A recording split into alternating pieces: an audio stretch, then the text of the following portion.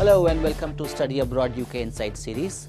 I am your host Amit Chaturvedi. Today we have got experts who will talk about UK as a destination and their experiences. What makes UK as a favorite destination for students to study abroad? UK has been recognized as academically very strong. What are the kind of typical internships which students have? Very good internships are available. So stay tuned for more information. Thank you. Hello and welcome to Study Abroad Inside UK series. I am your host Amit Chaturvedi, and today we have Devesh Anand with us, who is from University of Bristol.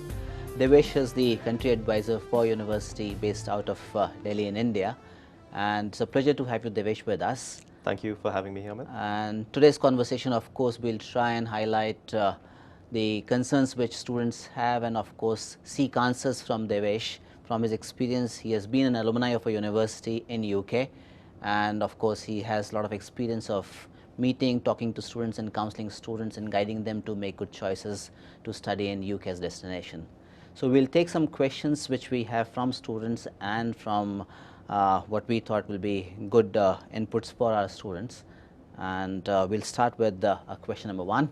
Sure. Right. So if you can just tell us a little more before we start about yourself, your role in India, and kind of interactions you come across with students. Sure. So I'm based in Delhi, like you mentioned, and I look after the University of Bristol. Right. My key responsibility areas include interacting with students and also developing our network within the country. Right. We also look at fostering relationship with institutions in terms of research collaborations. I do travel quite a lot, so I meet wonderful students. Yeah. And I think the key thing that I really enjoy about my job is that finding out all the new things that are happening in the UK, which are research intensive, and then coming and sharing that with students that we end up meeting, and then also to see their aspirations come to life. What do you think, why students want to study abroad? There are quite a few motivating factors for students, I feel. One of them is students are getting a good quality of education abroad, and I think that is something that they aspire to, so that is one factor.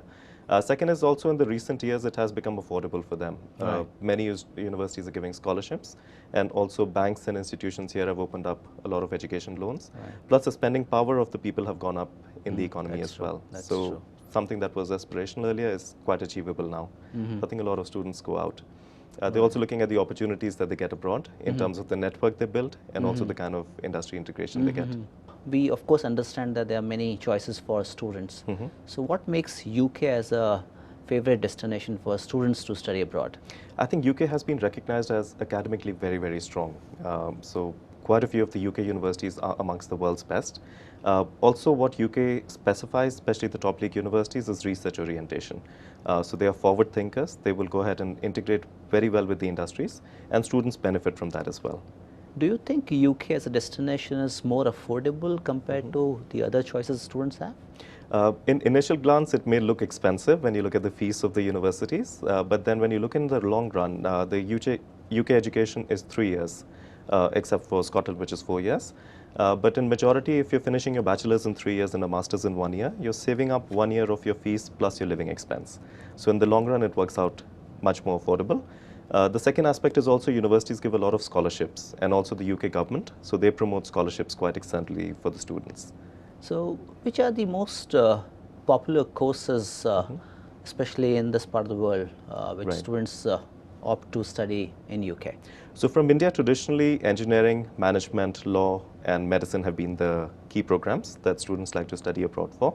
But within the last few years, we've seen a very big growth in diversification. So they have programs like film and television that have picked up, journalism has picked up, biomedical sciences, where students at the undergraduate level are also going for stem cell regeneration and cancer research. And then there are also English literature and programs like liberal arts. They're picking up quite extensively.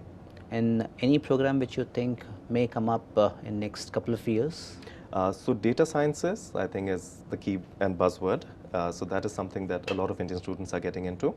Also, they're looking into programs like accounting and finance and specializations within management as well, like program management and operations management, and also programs like marketing. So those are coming up quite extensively. So considering that a student who is interested to study abroad and wishes to kind of understand more and comes and talks to you, What is that you look at in terms of while screening a student? I think UK primarily goes about academics as a major requirement. So we would look at the academics of a student to gauge the eligibility for an institution. But we also give a holistic approach to it. So their personal statement becomes very important. We want to see that they have work experience they've done as part of their course. If they have worked in the area that they are studying in, that adds value to them. Apart from that, also what kind of activities they have been engaged in, because universities in the UK do want their student to be successful. You mean extracurricular or? Extracurriculars, Yeah. yes, Okay. definitely. More importantly, we also see, apart from the activities itself, what skills have they picked up as part of those activities, and how those skills will help them get success in the university. So before we move further, if we can understand a little more in terms of your institution, your university, if you can talk a little more about your university. Yeah, sure. So I represent the University of Bristol. Now, it is a very highly ranked university. It is currently ranked as number 49 in the world. So it's a world top 50 university. It has a very strong legacy as well because it was opened up in 1846. It's also within the UK ranked amongst the top 3 for engineering and top 5 for the School of Economics.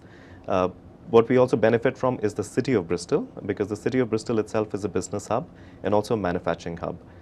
Because we are a research-led university, we do engage extensively with these companies, and the students benefit from that as well. Great. Anyone who is coming in primarily to study at the university or otherwise UK as a destination, which are the primary intakes for students to come in and study in UK? So for UK, the main intake will be September, which is the largest intake for all universities. Some universities will also offer an intake in January as well as in May, but it's always recommended to students to look up the universities because not all programs will be available on those intakes. So if they're planning ahead, we generally guide them to plan 1 year in advance to start looking at the universities that they want to apply to, and also look at the key intakes and the availability of the programs. So you mean to say about 80% or more students look at September intake? Yes. And balance about 20% would go in the other intakes For like January in January or for or May. in month of May. For postgraduate students, it is quite open because that's run on a rolling year basis. Right. What's the typical duration of a undergraduate program in UK? So undergraduate in UK typically will be a 3-year program if it is in UK itself, but in Scotland it will be 4 years. Some programs may also have a sandwich year option, which is a placement year or a study abroad. So that becomes a 4-year or could come up to 5 years as well, depending on the requirements of a student. So 5-year is for a specific program, or it is? So it will include an integrated master's. Right. So students can complete a master's in 5 years plus get 1 year of work experience as well. And a typical postgraduate program? Postgraduate would vary between 1 to 2 years. So if they're going in for a regular postgraduate, it will be a 1-year program. If they're going for an MBA, it could be a 2-year program. Some universities also offer 1+1, which is a year of study as a year of work experience as well. And of late, we have been coming across a lot of programs which have built-in internships for students who are interested to study abroad. Yes. So what are these internships? So generally at the undergraduate level, these will be internships that are built into the summer year as well, which could be the last 3 months of their course every year. Also, they could have a year in industry, which could be the paid internship or also experiential internship. With regards to postgraduates, generally they would have a 1-year internship built into the program in some universities, but that could not be a guaranteed internship as well. So that's always good for the student to check with the university to see whether it's a guaranteed or a internship that they have to locate themselves. Of course, for a student who is planning to study abroad, will invest a decent amount of money in the education. Yes. And the accreditations play a role. So what are the common key accreditations which UK universities have, and if you can just throw some more light on them? Certainly. So the accreditation for the students become very important. Now these are accreditations that could be global as well, which could be similar to AIA or the ICAW, which are for accounting and finance. They could also be UK specific, like the BPS, which is for psychology, and also certain accounting and finance specialists for the UK itself. But also they need to be aware of how their program is recognized in India as well. For students who want to come back to India, they need to have accreditation from MCI as well as the Bar Council of India if they want to practice law here. Since as you earlier said, business programs and the engineering programs are very popular, any accreditation to do with the business programs? Yes, so AMBA is the accreditation for the MBA, so that could be a global accreditation as well. And you spoke about the financial programs as well. Yes, accounting and finance. Right. And another key aspect is, of course, the tuition fee. Yes. So what's an average tuition fee for undergraduate and a postgraduate program in UK? So the good thing in the UK is that there are a range of universities available. So they are, of course, the Russell Group universities and then the modern universities. The fees could range between the universities. So they could start off as low as about £7,000 per year, which is about 7 lakhs per year, and could go up to about 22 to 25 lakhs per year as well. It would also depend on the kind of program a student is studying. So that could range from lab-based programs, which could be management or accounting or arts-based subjects, and then engineering or medicine programs, they could be the most expensive.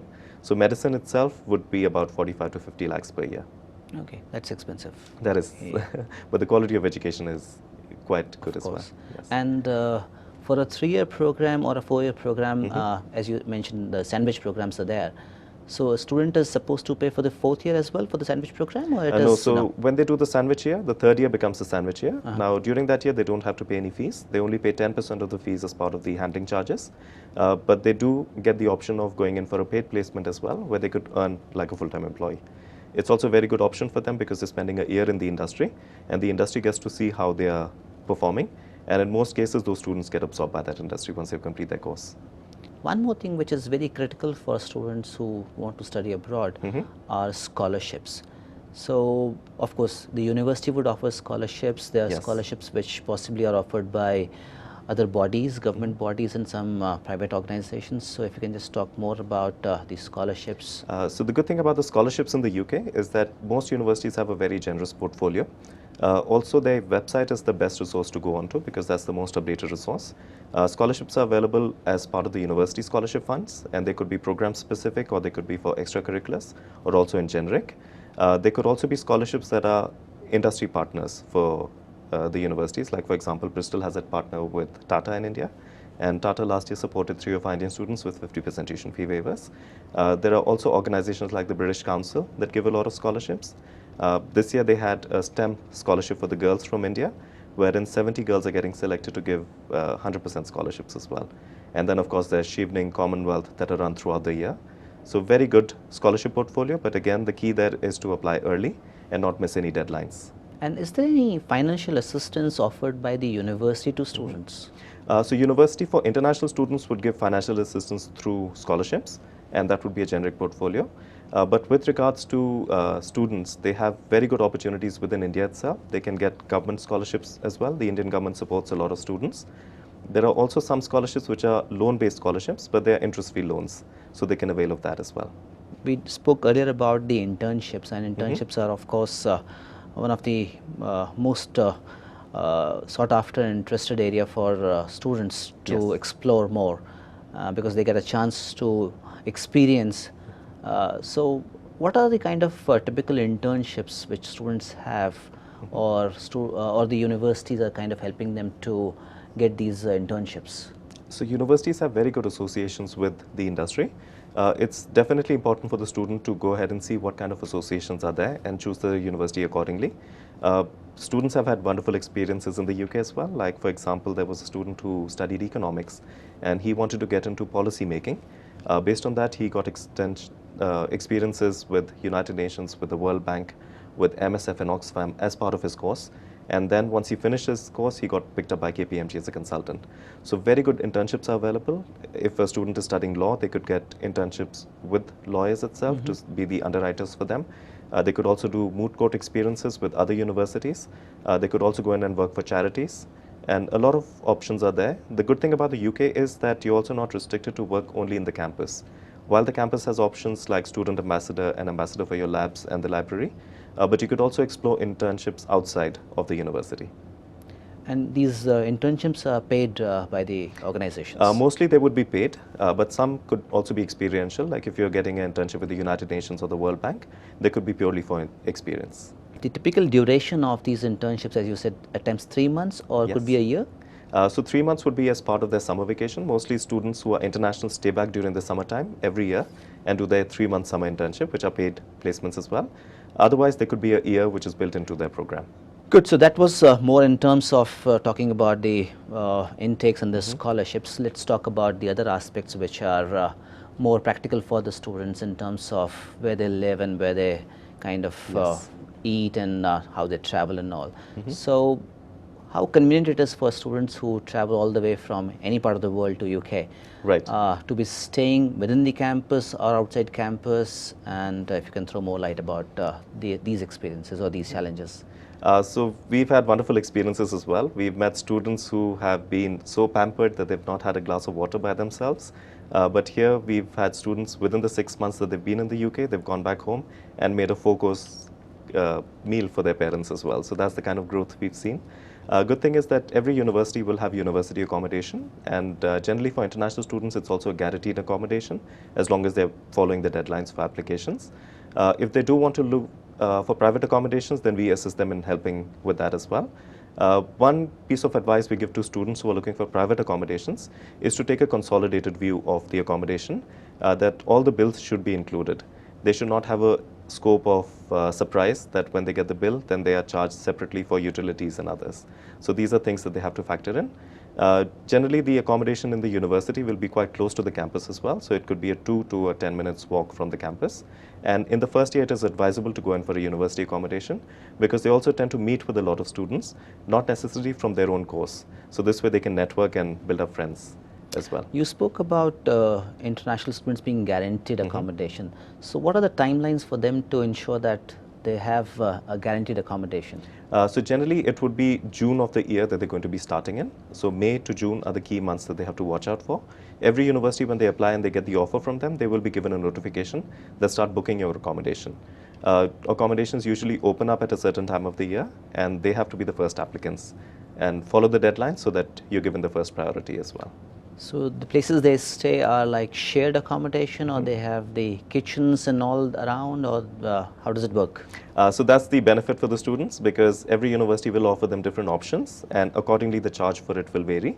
If they go in for a shared accommodation which has no meals included in it, that would be at the lowest band of the charge. And then it could go up to a studio apartment where they have a kitchen and a bathroom in their room itself, which could be the highest fare for that stay. So depending on the choice of a student, they have all the options available. You mentioned about students preferring to stay near the campus and kind of saving on the travel time. But generally, what is the cost of travel from, say, if they're in the city center to the university campus or somewhere else within the city as such? So if they're living in the city of London, there's very good commute there as well through the London Underground. Also, if they're living in cities outside of London, like Bristol, Leeds, Nottingham and the others, the city center is quite close to the university, so they'll have very good options of connectivity. The other benefit is that students get a very good discount as well. So they have a student card that they get, and almost the travel goes to half the cost of what is charged to the regular people. We do encourage a lot of students to walk and take cycles as well, so that is a good activity for them to do too. Generally, I mean, as we spoke about students living or sharing accommodation, do they find groceries easily available, or they have to struggle to find their choice of groceries around? Very easily available. In fact, I have a joke with my students that in Bristol we also have a Agarwal Sweets and a grocery shop and some dhabas there as well. So there's a large Indian community within the UK in every city, and it's spread out quite extensively. So it's very easy to source groceries, spices, Indian cooked food as well. The other factor is that also a lot of UK people are getting into the vegan trend, and most of them are converting into veganism. So a lot of vegetarian options are available for students. Once a student comes into the campus and they want to make themselves comfortable, what are the activities which university would support in terms of either a cultural activity or otherwise to make them feel at home? Right. So I think every university in the UK will start activities from the start itself, wherein students, when they become confirmed offer holders, they will try to include them into groups where they can interact with each other and start making friends even before they come into the university. Universities will also have a meet and greet at the airport and certain welcome weeks, so that those who are traveling for the first time to the country are not left stranded. There's somebody there to meet them at the airport and then guide them to the university. During the welcome week, which is usually the first week of the course start date, there'll be a lot of activities. So they'll have culture clubs where they can sign up for different clubs, which could be sports clubs or dance societies or debating societies. They'll also have a lot of freshers parties that they can attend.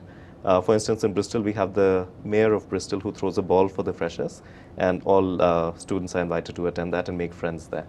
There are also a lot of tours that are organized for students to show them around the locality.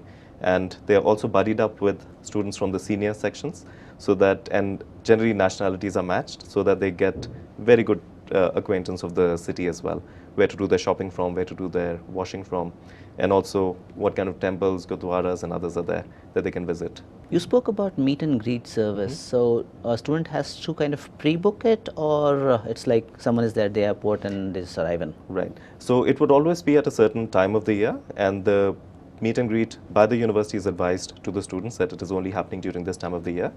They will have to pre-book, so it's always good to pre-book it, because then they are aware that you're arriving and they can look out for you. Otherwise, if you're not booking it and you're walking in, they will still be there to meet you, but then it will be up to you to find who there is. Whereas if they have pre-booked it, then the person will look out for them. The other element of this entire facet is like students who land into a new country, they start their education, but at the same time they also plan to work either part-time or something to gain experience Yes. in terms of working in an international destination. So what kind of part-time work is available for students who come into UK and study? So the current visa regulations for the students is that they can work 20 hours per week during their term time, and during the holidays they can work up to 40 hours per week. It is good for the students to start working within a month of joining. Generally we advise, especially the postgraduate students, to do that, to take a month to settle down into their campus and get used to the routine, and after that start looking for an opportunity. Now, part-time work can be arranged by the university as well. Every university has a career center and they can help the students get that. Some of the opportunities will be available within the university itself, where they can become accommodation managers, they can become managers within cafes and restaurants. They can also become part of the student union societies and run their own clubs. Apart from that, we guide them to go ahead and look at working with employers. That is always encouraged, especially for the undergraduate students and also for the postgraduates. The good resource for them would be the faculty. Now, many of the recognized universities have very good research links with industries. So students are always guided to use those links and get industry insights. Also, alumni are a very good resource of a university, and these are alumni who are very well placed in organizations. Students are encouraged to interact with them, and if they have a specific goal in mind, they can then look to see who's working in that industry and then get connected to them. Of course, you have given a lot of options for students to kind of find jobs, but is it really easy to find part-time job? It depends on the city that they're in as well. Also, it becomes a key factor for them when they're selecting a university. Each time they select a university, they also have to see how integrated that university is with the city and what kind of opportunities are there. If you're in a remote part of the country which does not have any industry, it will be very hard for you to get a good internship. But at the same time, if you're in a city which has a lot of industries, it is quite easy for you to get an option. Also, many students feel that if they go to London specifically, it'll be a wonderful world of opportunities for them. But they also have to keep in mind that they will be facing a lot of competition. So these are things that a student has to keep in mind before selecting a destination. So you mean to say if they are in a relatively a smaller city than London, they may have more opportunities for part-time work? Because the competition will be less. So definitely, it's always good for them to also connect with current students who are there at the university to find out what kind of opportunities they're doing and see how, gauge that what will be the opportunity for them through that. So in the course of their program, when they are in the UK as a destination, what are the timings when they can work full-time? Is it the vacations or otherwise? And generally, do they find work in their interest area, or it is like somewhat compromise for students? So with regards to working full-time, they could do it during December, which is the Christmas vacation they get for about 2 to 3 weeks, and also during Easter, where they get a break for about 2 weeks, and then also during the dissertation submission, which is from June till August. So they'll be allowed to work full-time at that time, and of course the post-study stay back, so when they're there. They have to start planning early. Ideally, the good thing for them to do is start looking out for companies that they want to work with and start working part-time with them, so that when it comes to the full-time work, they can switch over to the full-time work as well. The other thing that I do advise my students to do is that look at the companies that have a right to sponsor international students. If you do want to stay back in the UK, what happens is once you complete your course, you need a sponsorship letter from the company that can sponsor your legal stay in the country, and also get a salary that pays you at least £21,000. Now, these are the two factors to convert to a work visa. Students who start planning early can start looking at these companies from the beginning itself. So if they already have a short list of key companies that they want to target, it becomes easier for them to approach them and also use the university to approach them. I've also heard about the concept of job shops at the campuses. So if you can share some more insights around it. So universities do offer a lot of services. They would offer career fairs within the university itself. For example, Bristol, we're the second most targeted UK university in the country. So every year we have 2 career fairs that are happening in November and May, which will have at least 100 to 200 employees that will come to meet the students. Similarly, other universities will have similar things as well. There are also job fairs that are program specific. So there could be a job fair for law, for biomedical sciences, where only those companies come in. So students have to be proactive in this. Many universities also offer apps now for students, and every time there's something happening, an activity, they will get a notification that this is the career fair that's going to happen soon, register for it. So they have to be proactive in doing those. So generally, out of your experience, if you can say, what is the percentage of students who are finally able to find good part-time and full-time work when they are in UK? So there's a recent report that has come out from the UK government, and they have shown that in conversion to the work visa, Indian students have been the highest. They're ranked as number 1, and they've all within the last year they've had 56,000 people getting the work visa. So that's a very big chunk. They've also seen a growth in that numbers.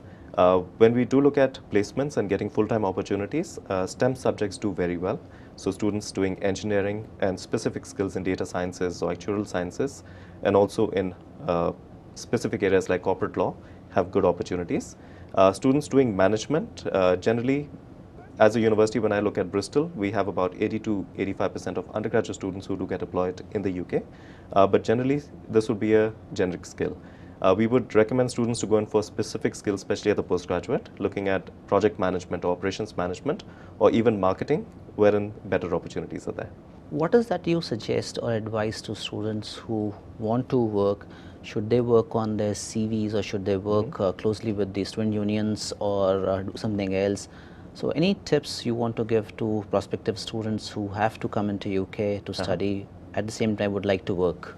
So I would say that have a look at the city and see what kind of opportunities are there. Make a target list of the companies that you want to work with from the beginning itself, so that when you come into the university, utilize the university services. Every university has very good research links. They also have direct corporate links, and they also have the alumni that are working for these companies. So it's multiple ways that the student can be connected to them, but it's only how proactive the student is. We've had wonderful students who've been very, very active, and they've gone on to do very good opportunities. There have been other students who've not been active at all, and at the end of the year, they come and say, you know, how can I do now? By then, it's a bit too late. You have to start early, because if a company has to sponsor a student, they also have to take a guarantee of that student. So they need to know that they've seen the student working and they are able to trust that student, and that can only happen once they've been working with them for a duration of time. That's why specifically for the postgraduate students who come in for 1 year, we tell them at least get about 8 to 9 months of work experience with the company, because that way the company can then be sure to sponsor you. I've heard a lot in terms of the engagement of students at the Students' Union. So what's the kind of support Students' Union offered to students? Now, many student unions have student clubs as well, and they're the ones responsible for inviting industry people to come in as well. Like for example, at Bristol, we have an insight session that happens every Wednesday or every alternate Wednesday, wherein an industry person comes and takes a session with the students. This is a very good network opportunity for the students as well, to be involved and meet up with the industry person and see what kind of opportunities they have within their domains. Also, the student union societies organize job shops, like you mentioned, wherein you can have insight sessions into industries, get some work opportunity or even internships, which may not be paid, but you will have experience of working in those companies. So tell me, Devesh, why is that Indian students want to study in UK? I think the major motivation for the Indian students is because of the academic strength of the universities in the UK.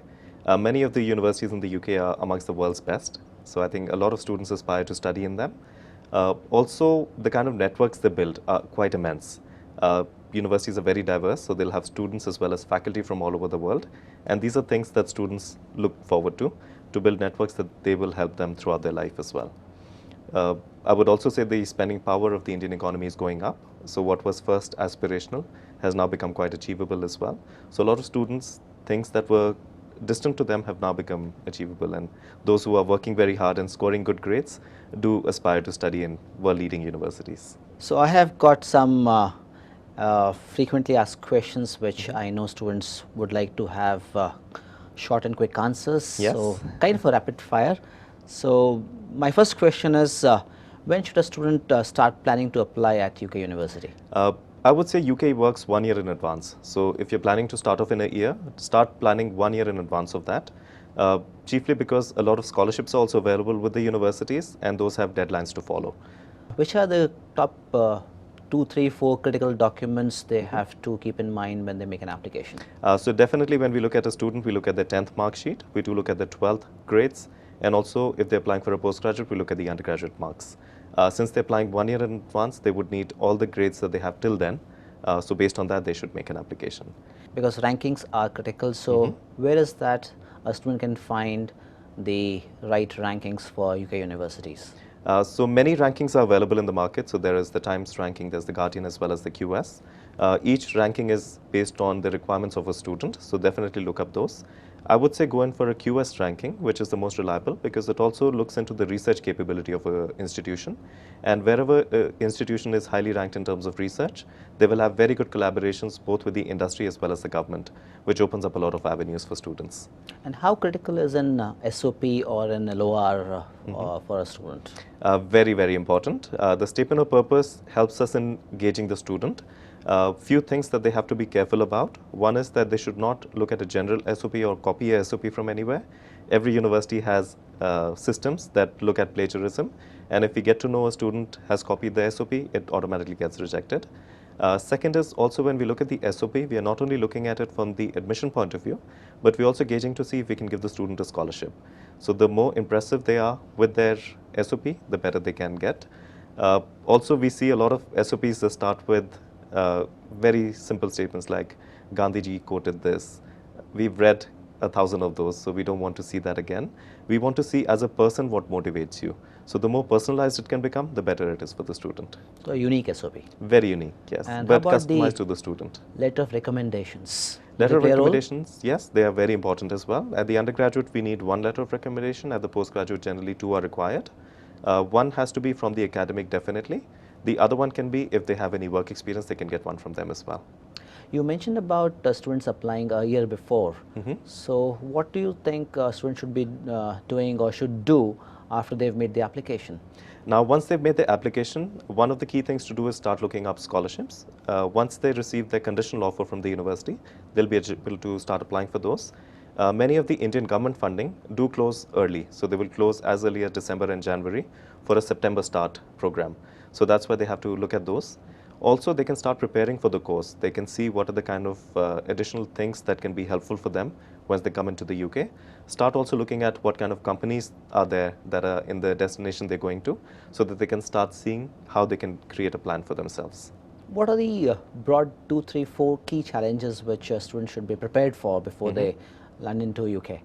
One of the key things would be a culture shock. So though the students have traveled to the UK or they've been exposed to the UK culture through television and movies, but again, living it themselves could be one of the shocks. So be prepared for that. Be very open-minded. You are there to get an experience of an international destination. So do interact with a lot of people. Don't become shy and stick to your circle. Also, go ahead and talk to your faculty. Go and travel around, because traveling also opens up a lot of avenues for students. They get to learn quite a lot. And also be very open to getting experiences. So even if you're getting a part-time work which is not paid, do it for the sake of experience, because the skills you develop from part of it will be very valued in the UK. Okay, last before we close, any tip on the weather in UK? The weather. So weather is very diverse in the UK as well, starting from the south of England, where in south and southwest, which is London and Bristol specifically, would be quite rainy. So do cater for that. Do carry an umbrella or a raincoat. As you travel up north, it starts getting colder as well. During specific times of the year, the sunset is also quite early in the day. So at 3 o'clock, you could have the sunset and you could have dark shadows. So be prepared for that.